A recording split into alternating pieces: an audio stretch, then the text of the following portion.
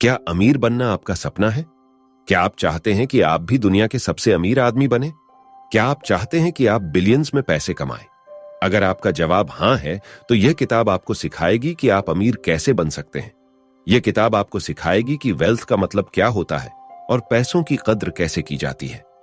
अगर मैं इस किताब को पढ़ने वाले लोगों की बात करूं, तो यह किताब हर किसी के लिए बहुत अहमियत रखती है, क्योंकि अगर आप एक स्टूडेंट हैं, तो यह किताब आपकी जिंदगी बदल सकती है। अगर आप बिजनेस कर रहे हैं, तो हो सकता है इस किताब को पढ़ने के बाद आपके सोचने का तरीका बदल जाए। और अगर आप कोई जॉब कर रहे हैं, तो यह किताब आपको अमीर बनने का पूरा रास्ता बताएगी। कई सारे लोग अपने आप से इसी तरह के सवाल पूछते रहते हैं कि काश मेरे पास एक बंगला होता, काश मैं इतने ज्यादा पैसे कमा रहा होता, क्या मैं जितना अभी पैसा कमा रहा हूं वह मेरे लिए काफी है।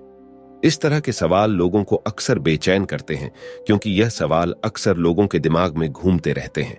अगर आपका भी हाल कुछ ऐसा ही है और आप भी इस तरह के सवालों में ही परेशान रहते हैं, तो आपके इन सभी सवालों का जवाब इस बुक में लिखा हुआ है।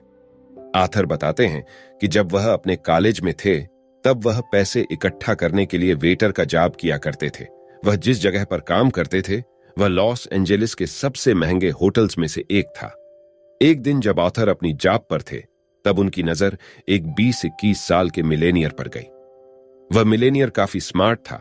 टेक्नोलॉजी की अच्छी पकड़ होने की वजह से उस लड़के ने वाईफाई रूटर का एक ऐसा कंपोनेंट तैयार किया था जिसके लिए उसे काफी अच्छे पैसे मिले थे। इसी के साथ उसने कई सारे स्टार्टअप शुरू किए थे और कुछ समय बाद उन स्टार्टअप को भी उन्होंने अच्छे प्राइस पर बेच दिया था। लेकिन फिर भी वह मनी मैनेजमेंट में कुछ खास अच्छा नहीं था, क्योंकि उस लड़के को अपने पैसे की नुमाइश करने की आदत थी। वह जहां पर भी जाता था, वह अपने साथ नोटों की गड्डी लेकर घूमता था और शराब पीकर बड़ी बड़ी डींगे हाँकता था। एक दिन उस आदमी ने गाड़ी पार्क करने के लिए एक गार्ड को बुलाया और उसे अपने नोटों की गड्डी से कुछ पैसे निकालकर सामने वाली दुकान पर जाने का आर्डर दिया। गार्ड जब दुकान पर पहुंचा, तब दुकानदार ने उसे पैसे के बदले सोने के सिक्के दिए। तो अब आप सोचिए कि उस यंग मिलीनियर ने सोने के सिक्कों का क्या किया होगा। शायद आप में से कुछ लोग यह सोच रहे हो कि यंग मिलीनियर ने गोल्ड कॉइन्स को संभाल कर रखा होगा, लेकिन ऐसा बिल्कुल नहीं है। उस लड़के ने गोल्ड कॉइन्स को समुद्र में फेंक दिया और इस काम में उसके दोस्त भी उसका साथ दे रहे थे। वह लड़का समुद्र में इस तरह से सिक्के फेंक रहा था जैसे बच्चे तालाब में पत्थर फेंकते हैं। इस घटना के कुछ समय बाद जब वह मिलीनियर फिर से होटल में आया, तब वह होटल के लैंप से टकरा गया, जिसकी वजह से वह लैंप टूट गई। लैंप टूट जाने की वजह से होटल मैनेजर ने उस लड़के को $500 का खर्च बताया, जिस पर उस लड़के ने फिर से तमाशा कर दिया और अपने पैसे का घमंड दिखाते हुए उसने होटल के मैनेजर के मुंह पर $5000 मारा और कहने लगा कि दोबारा अपनी शक्ल मत दिखाना। अगर आप अब तक इस कहानी को सुन रहे हैं, तो आपके मन में यह सवाल आ रहा होगा कि क्या यह कहानी सच है? ऐसा कोई कैसे कर सकता है यार? तो मैं आपको बताता चलूं कि यह कहानी बिल्कुल सच है। इस कहानी के अंत में यंग बिलेनियर, जिसे पहले तो पैसे का बहुत घमंड था, लेकिन बाद में उसके साथ बहुत ही बुरा होता है, वह लड़का पैसे के नशे में अपना सारा पैसा खो देता है और अंत में उसका दिवालिया निकल जाता है, क्योंकि कुछ ही सालों में उसने जितने भी पैसे कमाए होते हैं, वह वो सारे पैसे बेकार की चीजों पर उड़ा देता है।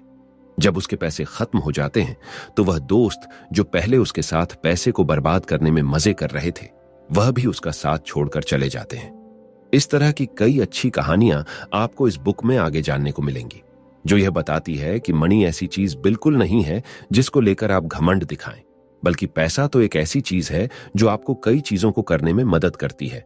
आसान भाषा में कहें तो पैसा कोई बहुत बड़ी चीज नहीं, बल्कि एक टूल है जिसका उपयोग करके हम अपनी किसी भी जरूरत को पूरा कर सकते हैं।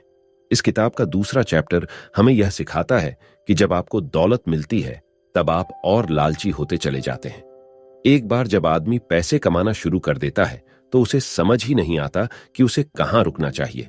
मतलब एक बार वह पैसे कमाने शुरू कर देता है, तो उसके बाद वह खुद को रोक नहीं पाता है। यह जरूरी है कि आप खुद से यह सवाल पूछें कि आपको आखिर कितने पैसों की जरूरत है, क्योंकि पैसों की कोई हद नहीं होती और पैसे कमाने के चक्कर में कई बार लोग खुद को, अपने आसपास के लोगों को पूरी तरह इग्नोर कर देते हैं, जिसकी वजह से कई बार उन्हें अंत में अफसोस करना पड़ता है। साथ ही ये चैप्टर हमें यह सिखाता है कि फाइनेंशियल स्किल एक बहुत ही मुश्किल है।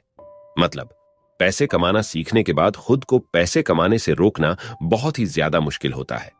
ज्यादा पैसे की वजह से आपके पास ज्यादा पावर, ज्यादा फेम आता है, और यह चीज आपको सेटिस्फाइड करने की जगह आपके अंदर एम्बिशन यानी कि महत्वाकांक्षी की भावना पैदा करता है।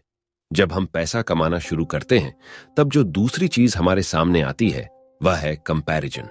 मतलब कि अच्छे खासे पैसे कमाने के बाद भी लोग अपने पैसे से कभी संतुष्ट नहीं होते।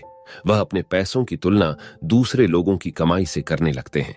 जैसे किसी फुटबॉलर की टोटल नेटवर्थ $5 मिलियन है, तो इतनी अच्छी नेटवर्थ बनाने के बाद भी वह अपना कंपैरिजन दुनिया के सबसे अमीर आदमी से करने लगता है और उसी की तरह पैसे कमाने के पीछे भागते रहता है। यह सिर्फ उस आदमी की प्रॉब्लम नहीं है, बल्कि यह प्रॉब्लम आजकल लगभग सभी की है। जो इंसान 1,000 रुपए कमाता है वह चाहता है कि 1,00,000 रुपए कमाए, और जो इंसान 1,00,000 रुपए कमाता है वह चाहता है कि उसकी कमाई 1 करोड़ रुपए हो। ये सोशल कंपैरिजन की दीवार हर जगह देखने को मिलती है, चाहे फिर वह बड़ी सोसाइटी में हो या फिर छोटे पैसे के खेल में। हर जगह बस यही चीज देखने को मिलती है। इसीलिए आथर का कहना है कि अगर आप पैसे के खेल में जीतना चाहते हैं तो आपको इस कंपैरिजन से ऊपर उठकर सोचना होगा और पैसे को सही से इस्तेमाल करना होगा। ऑथर यह भी बताते हैं कि पैसा कमाना एक बहुत ही अच्छी चीज है और लोगों को पैसा कमाना चाहिए, लेकिन पैसे और फेम से भी ज्यादा जो सबसे जरूरी चीज है वो है रेप्यूटेशन। रेप्यूटेशन बहुत जरूरी होती है। रेप्यूटेशन के साथ फ्रीडम, प्यार, दोस्ती, परिवार, ये सारी चीजें भी जरूरी होती हैं और यह पैसे से भी ज्यादा जरूरी है। यही वजह है कि आपको पता होना चाहिए कि कब आपको खुद को इनफ कहना है। आपने यह भी चीज नोटिस की होगी कि एक फील्ड में अगर आप कुछ चीजें सीखते हैं तो वह आपका दूसरी फील्ड में भी काम आता है। क्या आपको पता है आइस एज क्यों आता है? 19वीं शताब्दी पूरी हो जाने के बाद साइंटिस्ट ने यह पाया कि धरती में सच में आइस एज आया था। धरती पर आइस एज का सबूत लोगों के नजर के इतने सामने था कि उसे आसानी से नजरअंदाज किया जा सकता था। साइंटिस्ट ऐसा मानते हैं कि आइस एज आने और हमारी दुनिया के फिर से अपने पुराने फॉर्म में लौटने के पीछे कई हजार सालों का समय लगा था। ऐसा इसलिए था क्योंकि हमारी धरती पर रोजाना नए नए बदलाव होते गए और ये बदलाव होते होते इतने ज्यादा बढ़ गए कि अंत में आइस एज का प्रभाव पूरी तरह से खत्म हो गया और हमारी धरती बिल्कुल पहले जैसी हो गई। कंपाउंडिंग का इफेक्ट भी कुछ कुछ ऐसे ही काम करता है। मान लीजिए आपने अपनी एनुअल सैलरी का 10% इंडेक्स फंड में जमा कर दिया है, तो अगले साल आपके पास आपकी सैलरी के 10% के साथ साथ उस 10% का भी इंटरेस्ट मिलेगा। ऐसे करते हुए मान लीजिए आप साल 2030 तक अपने पैसे जमा करते चले गए। जैसे जैसे आप अपने पैसे को बढ़ाते चले जाएंगे वैसे वैसे हर साल आपकी इन्वेस्टमेंट की वैल्यू भी बढ़ती चली जाएगी। इस तरह से अगर आप लगातार अपने पैसे जमा करते रहेंगे तो आप कुछ ही समय बाद अमीर जरूर बन जाएंगे।